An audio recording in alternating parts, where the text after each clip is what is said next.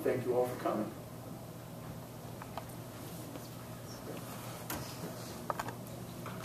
Are there any questions on behalf of the board? Obviously, in addition to this particular audit, anything having done every day, we're honored with this presence, and any questions that you might have? I'll ask one.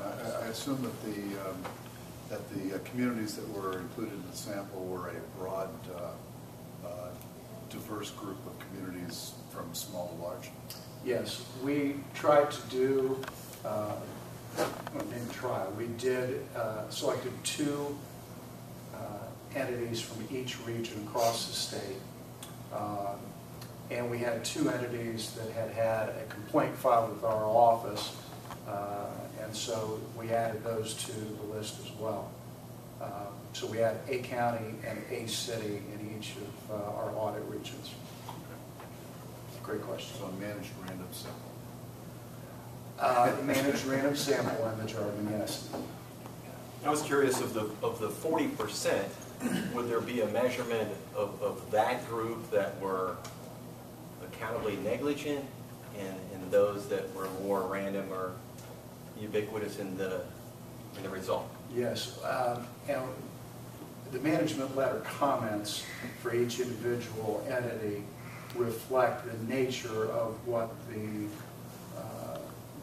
deficiency was. And you're right, they ranged from relatively benign, perhaps neglect or simply errors in judgment to, more pervasive kinds of things. I don't know that I can really qualify it better than that. But you couldn't break out the percentages to what end they were. I mean, I think about an audit or an FCC audit of a broadcast station. Yes. And it seems like, without question, there is something that they will find. And so I just didn't know if there were more, or did you measure it out beyond that 40% to say these people really were the worst case? Yeah, we didn't do that, and I don't know really quite where I would draw the lines. I think they would be necessarily arbitrary. So we compared the recommended practices to what we found on the ground and made those notations. So it was kind of an on-off binary sort of analysis. Did you find any best practices? I'm sorry? Did you find any best practices? Well, we found the majority of the jurisdictions, 60%, we didn't have any basis to make a comment that they were complying with public records, maintaining a good log and getting it done. I think what I was asking, maybe a better way to put it is, did you find any community that was doing something in some specific way that really impressed you that would be worth recommending to other communities? I hadn't thought about it.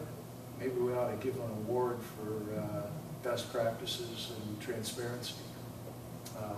We'll look at that. Great suggestion. Sir? Do you have a sense for modifying public requests statewide? Is it consistent, up significantly, down? What do we know? What's your sense? We don't know. That data isn't even collected in some jurisdictions, which is part of our findings. My sense, from having been a lawyer at the local level and my time as newsman and also my work in this role, is that it would vary greatly around the state by how difficult it is to navigate. There are places where it's really easy and you're going to make a request and it's going to be on your desk the next day. There's other places where you're going to have to follow through. And I think that chilling effect probably has a substantial local impact on the number of requests that are made. When would you anticipate the expanded list of 40 in 2014? When would you anticipate either announcing that or making that public? Probably during the Sunshine Week next year.